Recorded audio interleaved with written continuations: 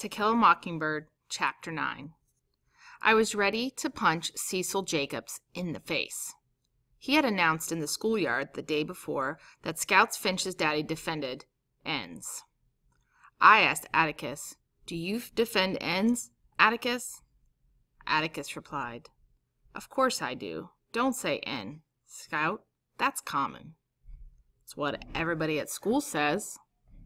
From now on, it'll be everybody less one. Well, if you don't want me to grow up talking that way, why do you send me to school? Atticus looked at me amused. Atticus said that he was defending a Negro by the name of Tom Robinson. He lives in the settlement beyond the town dump. He goes to Calpurnia's church, and she knows his family well. She says that they are clean living folk. They are people who say I shouldn't defend him. If you shouldn't be defending him, then why are you doing it? For a number of reasons, said Atticus. The main one is, if I didn't, I couldn't hold up my head in town. I couldn't even represent this county and legislator. I couldn't even tell you or Jim not to do something again. You mean if you didn't defend that man, Jim and me wouldn't have to mind you anymore? That's about right. Why? Because I could never ask you to mind me again. Scout, simply because of the nature of the work, every lawyer gets at least one case in his lifetime that affects him personally. This one's mine, I guess.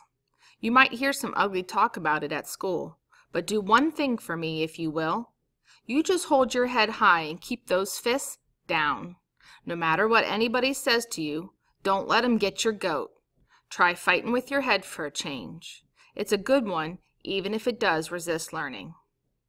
Atticus, are we going to win it? No, honey. Then why? Simply because we are licked 100 years before we started is no reason for us not to try to win, Atticus said.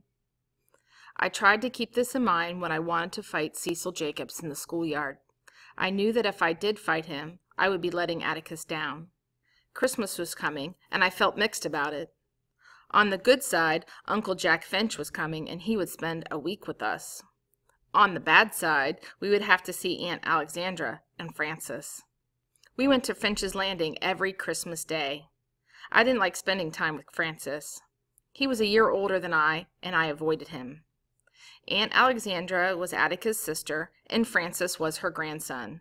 I was sure she was swapped at birth, and that my grandparents had gotten the wrong child. Uncle Jack was the baby of the family. We were on our way to pick up Uncle Jack at the train station on Christmas Eve.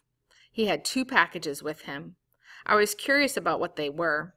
When we got home, we decorated the tree until bedtime. The next morning, we dived for the packages. They were from Atticus. He had Uncle Jack get them for us. We had asked for them. Air rifles. We got to Finch's Landing. I asked Francis what he got for Christmas. Just what I asked for, he said. Francis had requested knee pants, a red leather book sack, 5 shirts, and an untied bow tie.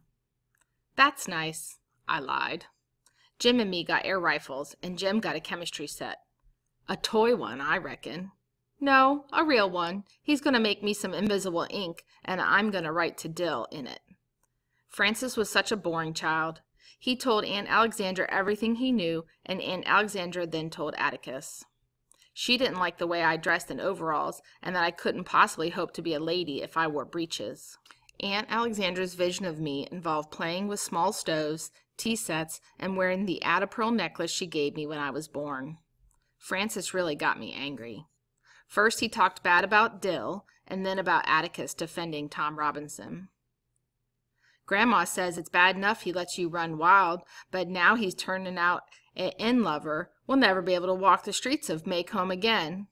He's ruining the family. That's what he's doing. I got so mad at him I chased him to the kitchen that is separate from the house. He kept calling Atticus an inn lover, and I had to punch him in the face. I got punished by Uncle Jack and told him I hated him. He didn't listen to my side of the story. I ran to Atticus for comfort and finally told Uncle Jack my side of the story. Uncle Jack got real mad at Francis, and when he found out what he had said about Atticus, he was going to tell Atticus, but I begged him not to. I would prefer him to think that Francis and I fought over something else. Later, when Atticus and Jack were talking, Jack didn't tell Atticus the specifics of his and my conversation, but he did say that he learned a lot from me today. He was also upset that Jim and I were going to have to learn about some ugly things in our lives. Atticus hoped that Jim and I would go to him to get answers about what is going to happen in the trial rather than learning it from the town.